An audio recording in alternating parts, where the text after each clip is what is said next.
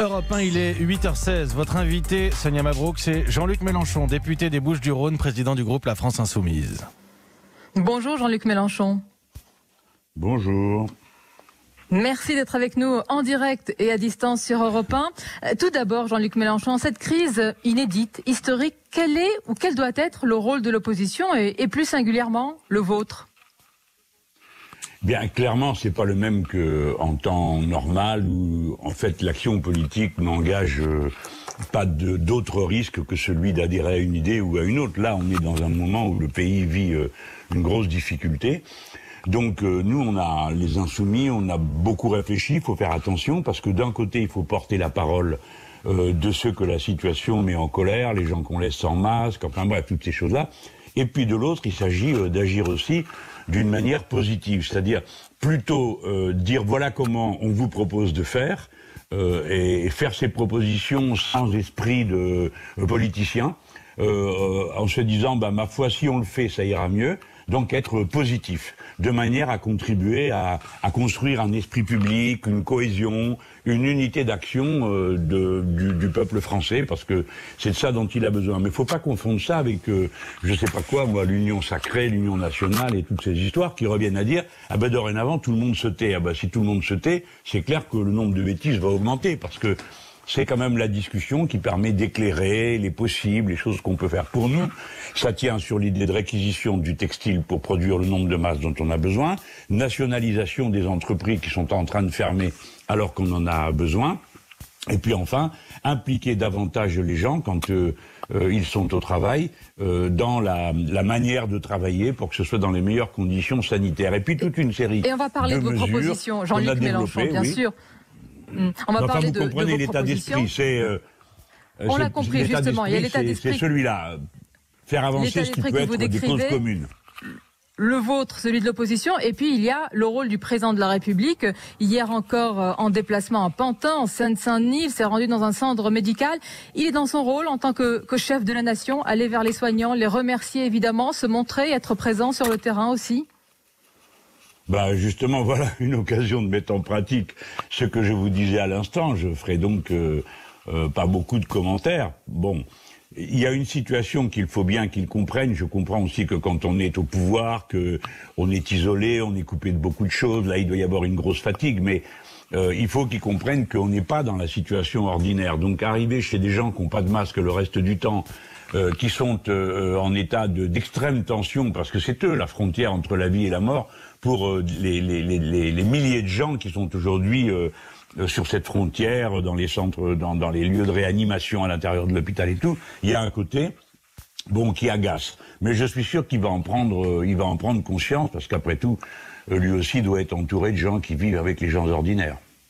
Vous parlez justement des masques, Jean-Luc Mélenchon. L'État réquisitionne les commandes de masques des collectivités, et pour certains élus, même s'il y a un décret qui autorise l'État à le faire, eh bien, c'est du vol. C'est ce que dénonce notamment la présidente LR du Conseil départemental des Bouches-du-Rhône. Vous êtes député des Bouches-du-Rhône. Qu'est-ce que vous en pensez ? Est-ce que l'État peut ainsi préempter ces commandes ? Alors, bon, ça vraiment, ça me fait de la peine parce que c'est une bataille médiocre et d'arrière-garde, quoi. Alors on se bat pour ce qui existe, c'est pas le sujet. Le sujet, c'est de réquisitionner l'ensemble du secteur textile du pays pour qu'il produise les millions de masses dont on a besoin chaque semaine. Le président est allé sur le site de production d'une usine qui produit des masques. Bon, bah très bien, ils l'ont vu, c'est parfait. Mais le problème, c'est pas d'aller là où on produit déjà les masques, c'est de produire des masques dans toutes les entreprises du textile pour ce qui en est en quantité suffisante et que les gens soient pas en train de se battre dans les coins pour en obtenir ou bien attendre d'hypothétiques livraisons des Chinois. Ce qui, même quand on aime la civilisation chinoise, ce qui est mon cas, est quand même, on a un peu honte, quoi. On est comme un pays qui serait pas assez développé, qui aurait besoin de l'aide des autres. Alors, que faut-il faire ? Me semble-t-il, c'est réquisitionner tout le secteur textile. D'ailleurs, il y a des patrons, là, pour vous dire que c'est une cause commune. Mais il y en a même beaucoup, Jean-Luc Mélenchon. Oui, ils n'ont pas attendu la réquisition, hein ? Ils ont changé de leur propre fait leur production. Parfait. Parfait. Et puis, comme vous le rappelez, ça m'évite d'avoir à le faire. Et donc, d'ailleurs, je les remercie d'y avoir pensé. Il y a en effet des secteurs qui l'ont décidé et qui ont changé leur ligne de production. Parce que la vérité, c'est qu'on ne peut pas changer toute ligne de production pour en faire des machines à masques. Mais on peut. Alors, ce qu'il faudrait, c'est que l'État réquisitionne tout ce qui est possible. Il ne faut pas non plus que ceux qui font l'effort soient désavantagés par rapport à ceux qui ne le font pas, ou bien que certaines capacités restent en réserve. Enfin, c'est une affaire de vie ou de mort pour beaucoup de gens dans le pays que d'avoir des masques. Enfin, j'ajoute, on s'est aperçu qu'après s'être moqué des gens qui le faisaient, ils n'avaient pas si tort que ça. Je pense à la production individuelle, artisanale, personnelle et forcément limitée de masques par les individus, les personnes chez eux qui font ça. Mais ça aussi, c'est une bonne idée. Il faut l'encourager parce que ça va nous permettre d'en avoir de partout. Alors, je reviens sur le point que vous avez évoqué. Mon propos n'est pas de montrer du doigt. Mon propos est de dire le pouvoir doit réquisitionner parce que c'est son boulot de le faire. Alors évidemment, vous avez raison de dire qu'il y a des secteurs de la production où les propriétaires se sont réquisitionnés eux-mêmes et se sont mis en mouvement. Mais il faut l'étendre à tous les autres. Je vois par exemple que certaines entreprises, enfin c'est quand même ridicule, soit sont fermées, soit sont mises en liquidation judiciaire, alors qu'on a besoin de leur production. Bon, et donc celles-là, il faut les nationaliser, surtout qu'elles ne coûtent plus rien, vu qu'elles sont en liquidation judiciaire. Jean-Luc Mélenchon, arrêtons-nous sur ce point, si vous permettez. Vous parlez, c'est important, de Luxfer, c'est un symbole. Hein, c'est l'unique usine tricolore de production de bouteilles d'oxygène qui a fermé. On vous entend, mais est-ce que la nationalisation, est-ce que l'étatisme, c'est la seule solution, c'est la panacée? Pourquoi ne pas chercher en urgence un acteur, un repreneur privé, vous qui faites souvent allusion à l'intelligence collective? C'est pas le moment?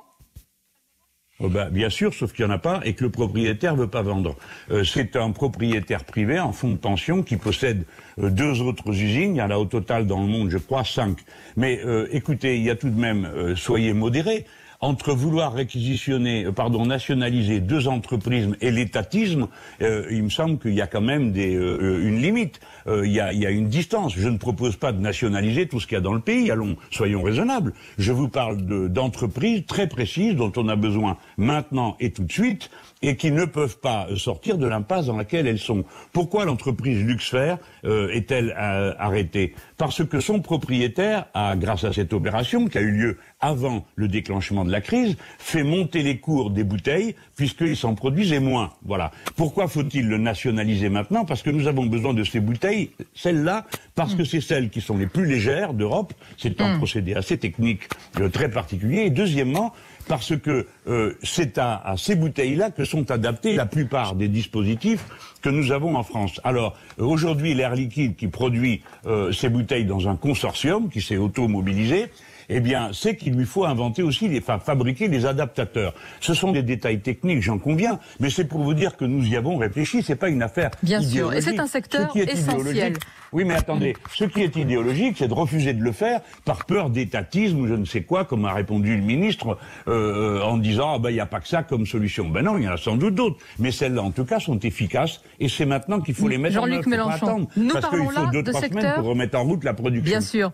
Nous parlons là de secteurs essentiels. Il y en a d'autres, indispensables, bien sûr, comme l'alimentation avec des femmes et des hommes, il faut le souligner, qui assurent courageusement l'alimentation des Français. La CGT appelle dès demain à faire grève dans les activités de commerce et de services. C'est responsable en cette période? Ce qui est irresponsable, c'est d'avoir laissé les gens sans protection. Écoutez-moi, réfléchissons un instant. Qui sont ces personnes? Ils ont des familles. Il leur faut se déplacer tous les matins pour aller au travail. Ensuite, pendant des heures, ils sont exposés à des gens et ils le passent par la force des choses. Des contacts s'établissent, même si on ne veut pas qu'il y en ait. Vous ne pouvez pas demander à des gens de se suicider ou de jouer leur vie à la roulette en se contentant de se faire féliciter à intervalles réguliers à la télévision par le chef de l'État. Donc vous devez entendre la souffrance et la peur des gens. Et donc quand Mais bien sûr, il n'y a pas d'autre moyen que de faire grève, Jean-Luc Mélenchon. Est-ce que ce n'est pas là idéologique? Est-ce que ce n'est pas un manque de solidarité? Ah d'accord. Non, je ne crois pas. Je pense que c'est le contraire, parce que si ces gens sont malades, à leur tour, ils contamineront les autres. Je pense que ça n'a rien d'idéologique que de défendre sa vie. Vous-même, si vous étiez exposé dans un studio, si vous deviez pour cela prendre le métro pour y aller, eh bien je suis certain que vous exigeriez d'avoir un masque. Que demandent ces gens? Ils demandent à avoir des masques. Donc on en revient à notre précédent sujet, c'est comment les leur fournir sans attendre les Chinois, les Cubains ou je ne sais qui. Il faut les produire nous-mêmes. Donc pour ça, pour réquisitionner le secteur textile. Et je reviens sur cette question, je suis certain que le patronat français est disposé à être réquisitionné si on le lui demande et si c'est organisé. Pas si c'est la pagaille ou si on leur dit ben faites comme vous le sentez. Donc je viens sur l'alimentation, vous avez tout à fait raison de dire que c'est un secteur essentiel. Et d'ailleurs, comment dire, c'est tellement français qu'il vaut mieux en tenir compte. Donc voilà, la tâche qui est posée au gouvernement, c'est pas de se dire est-ce que la CGT a raison, c'est de se dire comment je fais pour donner des masques à des gens qui n'ont pas envie de mourir au travail. Enfin, madame, vous comprenez que personne n'a envie de mourir au travail. Monsieur Mélenchon, tout le monde le dit, les caissières, les caissiers, toute la chaîne fait un travail remarquable, ce sont les forces vives de la nation, mais la question était plus précisément, est-ce qu'il n'y a pas d'autres moyens dans cette période inédite où on a besoin quand même de ce secteur, que ça fait partie de la solidarité, est-ce que la CGT n'est pas dans un autre combat, tout simplement ? Non, je ne crois pas, et je vous dis, puisque vous dites qu'il y a d'autres moyens, dites-nous lesquels, parce que ça fait des semaines qu'on explique au gouvernement que ça va mal tourner s'il ne prend pas les mesures sur les masques. Dans un premier temps, il nous a répondu que les masques, ça ne servait à rien. Il disait aussi que les tests, ça ne servait à rien. Donc il s'est beaucoup trompé, et les gens le savent. Ils savent qu'on les a beaucoup trompés, peu importe pour quelle raison le gouvernement s'est trompé, mais il s'est trompé. Aujourd'hui, on est en pénurie de masques. Donc quand la CGT dit les gens ne veulent pas mourir et ils vont s'organiser, à l'inverse, je vous demande de l'entendre. Et je vous demande d'entendre, je ne m'adresse pas à vous, madame, mais en général à ceux qui nous écoutent, je vous demande d'entendre ce que ça peut avoir de blessant, de se dire, ben, du moment qu'on vous dit que bravo, vous êtes des héros, pour le reste du temps, fermez votre bouche. Mais non, les gens peuvent tomber malades, ils ont des familles, ils ont des enfants, ce n'est pas possible d'aller au travail en se disant je me suicide. Regardez, pourquoi continue-t-on à maintenir des chaînes de production dans l'automobile? Vous pouvez me dire à quoi servent les automobiles à produire? Aujourd'hui, les parkings sont pleins. De la même manière, pourquoi faire tourner Airbus? Je sais bien que c'est vital, mais alors Airbus monopolise des centaines de masses pour produire des avions. Qui est-ce qui est en train d'attendre sa livraison d'avions aujourd'hui même? Personne. Jean-Luc Mélenchon, donc, il faut on vous a bien de entendu. l'ordre pour la crise. De l'ordre et puis des décisions pour l'après-crise. L'exécutif ouvre prudemment la voie au tracking, l'utilisation des données de smartphones pour tracer les personnes à risque contaminées. Le tracking pourrait être le pendant du déconfinement. Jean-Luc Mélenchon, s'il est volontaire, s'il est limité dans le temps, s'il a fait ses preuves ailleurs, pourquoi s'en passer? Alors évidemment, présenté comme ça, la messe est dite, si j'ose dire. Mais non, c'est une question. Que la situation est... Oui, mais j'ai compris, vous inquiétez pas. J'ai bien compris parce que je me la suis posée moi-même. Comme vous, comme tout le monde, on réfléchit. On se dit, bon, est-ce que ceci peut... Alors, j'ai consulté autour de moi et on me dit, non mais, attends, si c'est volontaire, ça sert à rien parce que c'est pas le sujet des volontaires. Si quelqu'un est déjà assez altruiste pour dire, écoutez, je suis volontaire pour que vous me suiviez nuit et jour et que vous m'appeliez au téléphone si je suis pas au bon endroit, bon, on peut lui dire, bah écoute, tout simplement, reste chez toi et le problème est réglé. Par contre, ça ne sert à rien si tout le monde n'est pas testé. Ça ne sert à rien si tout le monde n'a pas un téléphone portable. Ça ne sert à rien si on est dans une zone qui n'est pas couverte. Rien de tout ça n'est possible aujourd'hui. Et puis les pays qui l'ont appliqué n'en ont pas été si contents que ça. Je pense à Singapour, où du coup ils ont dû rétablir le confinement. Donc ça ne sert à rien, mais par contre, alors en termes de liberté individuelle et de secret médical, alors là c'est la cata pure et simple. C'est votre réponse, Jean-Luc Mélenchon. Et dans quelques instants, justement, pardonnez-moi, je vous interromps parce que vous allez pouvoir développer votre argumentaire avec les auditeurs. Je sais qu'il y en a beaucoup qui vont vous poser ces questions et vous demander aussi quel est le monde d'après pour Jean-Luc Mélenchon. Chacun le voit d'après sa manière, peut-être. Vous le direz à nos auditeurs. Merci en tous les cas, Jean-Luc Mélenchon, d'avoir répondu à nos questions ce matin. Merci à vous. Mélenchon en direct. Confinez vous aussi, Jean-Luc Mélenchon? Oui, bien sûr. Vous êtes en tout cas en direct à distance. On arrive à continuer de présenter cette radio ouverte et donc à proposer à nos auditeurs de vous interpeller, de poser des questions. Alors je sais que Cyril est déjà en direct avec nous, mais je voulais que vous entendiez Franck. Jean-Luc Mélenchon, vous l'avez certainement entendu à 7h25 sur Europe 1, mais d'autres auditeurs non. Il travaille, il est cadre et son employeur lui a obligé des congés. Écoutez-le. Mon employeur m'a imposer des jours de congé, ce qu'on peut comprendre. Ce qui est surprenant, c'est de nous demander de poser des congés et de bien vouloir travailler en même temps. C'est un peu bizarre, voilà. Mais aujourd'hui, on l'accepte parce qu'on veut aider l'entreprise, mais quelque part, on se dit que c'est la période qui permet un peu tout et n'importe quoi. C'est un peu étrange, quoi. Franck était donc en ligne avec nous au 3921, juste avant 7h30 tout à l'heure. Vous comprenez le dilemme du salarié.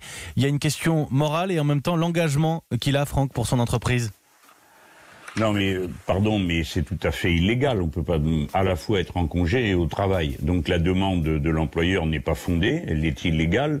L'employé peut saisir l'inspection du travail pour l'interroger, hein, et puis après l'inspection du travail saura ce qu'elle a à faire.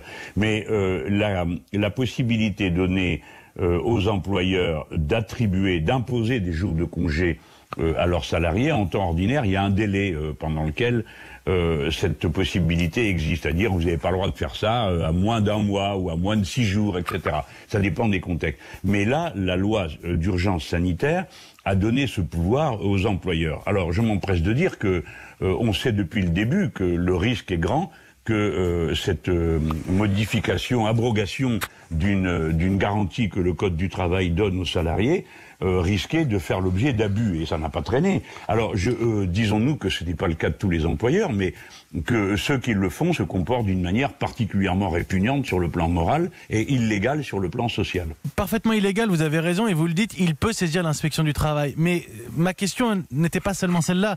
Vous comprenez bien qu'il n'en a pas forcément envie.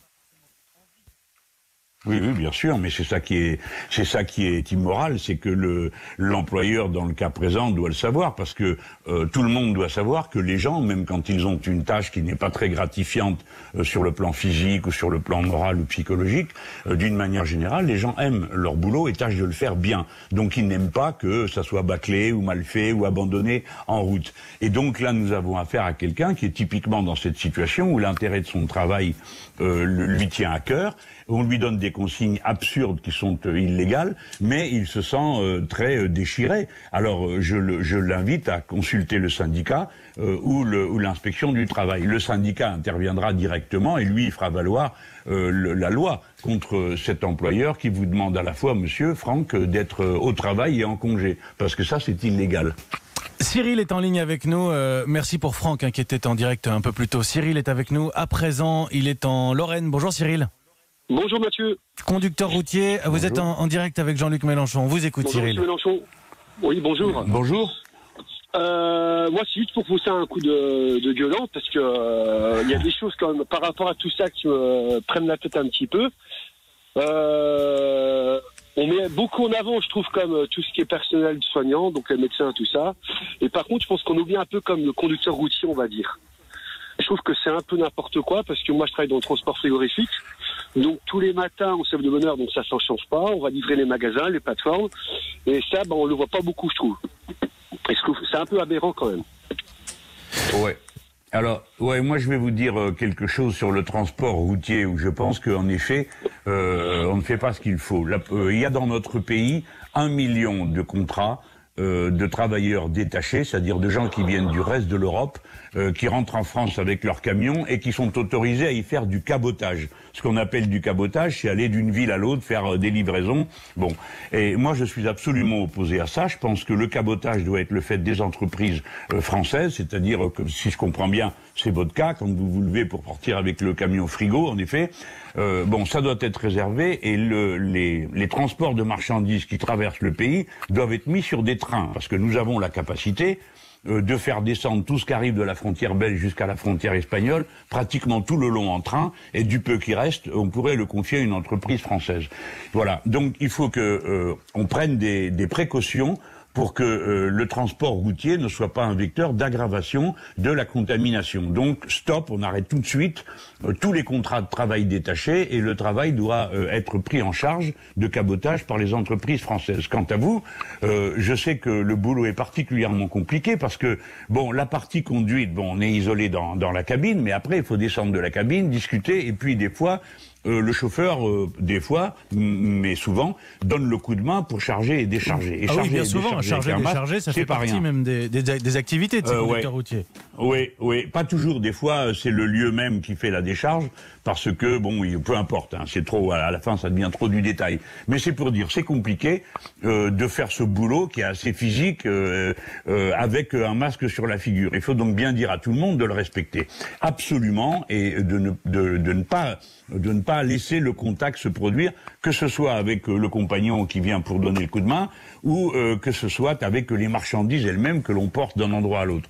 Et enfin, j'estime qu'il faut que tout le long des grands axes du pays, des dispositions soient prises pour que les camionneurs puissent avoir accès à des lieux où se laver et où se nourrir. On peut pas demander à des gens comme ça de faire des fois... Là, on était sur du cabotage, c'est beaucoup plus court. Mais quand il s'agit de distances un peu plus longues, on ne peut pas dire ils ont qu'à se débrouiller pour trouver où manger et où se laver, parce que ce n'est pas une bonne idée. Là encore, c'est la planification de l'activité qui permet d'organiser tout ça. Donc on organise. La planification, il faut pas avoir peur du mot. Hein. Ça peut s'appeler gestion prévisionnelle, ça s'appelle comme vous voulez. Mais ça veut dire organiser et le faire dans des conditions où tout le monde sait à quoi s'en tenir et pas seulement certains et pas d'autres.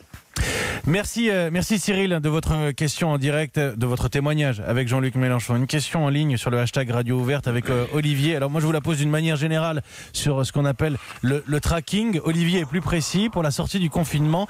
Pourquoi le traçage numérique ne serait-il pas le même dans tous les pays européens étant donné que nous sommes interconnectés ?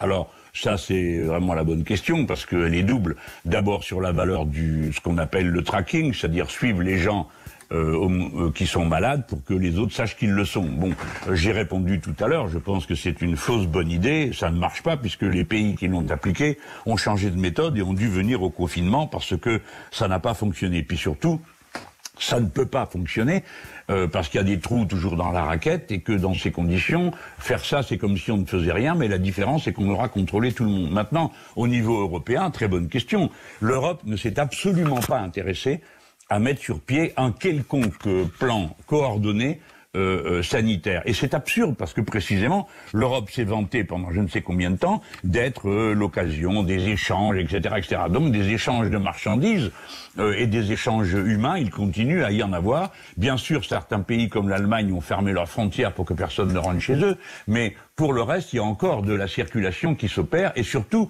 entre des zones où on pratique le confinement, des zones où on ne le pratique pas, des endroits où il y a beaucoup de malades, des endroits où il y en a moins. Tout ça, c'est la pagaille. Donc la première des tâches, c'est d'organiser le plan sanitaire au niveau européen. Je pense que notre gouvernement devrait plutôt peser de ce côté-là, plutôt que de souscrire à des bêtises comme avoir signé un accord de libre-échange avec le Vietnam, on croit rêver, en pleine crise, ou de continuer l'intégration à l'Europe de l'Albanie et du Monténégro. Tout ça est stupide, ou de discuter des eurobonds, cette invention de dernière minute qui ne sert strictement à rien, alors que la Banque centrale devrait intervenir d'une autre manière, c'est-à-dire directement auprès des États. Mais comme c'est pas la question, je développe pas là-dessus. Je veux dire juste à cet interlocuteur que il a raison. Il faut qu'il y ait un plan européen de coordination, sinon ça va être la cata, puis surtout on ne pourra pas sortir du confinement si tout le monde n'y entre pas ou n'en sort pas dans les mêmes conditions. Le déconfinement est une opération très compliquée. Mais il y a besoin d'en parler à l'avance, parce qu'il vaut mieux, ceux qui ont raté l'entrée dans la crise, il vaudrait mieux qu'ils ratent pas la sortie. C'est très compliqué. C'est pour ça que j'en ai parlé il y a maintenant 15 jours, pas pour dire on déconfine, les gens surtout restez chez vous, mais pour dire faut qu'on réfléchisse sérieusement à comment on va s'y prendre. Et les idées techniques du genre on va guetter tout le monde et espionner tout le monde, ça c'est des fausses bonnes idées. Ça marche pas, et mieux vaut avoir affaire à des choses plus rationnelles comme les tests, les masques et les hébergements alternatifs pour que les gens malades soient hébergés ailleurs qu'au milieu de leur famille. Jean-Luc Mélenchon, député de Marseille, des Bouches-du-Rhône, président du groupe La France Insoumise, merci d'avoir répondu en direct ce matin à nos auditeurs. Beaucoup de questions toujours.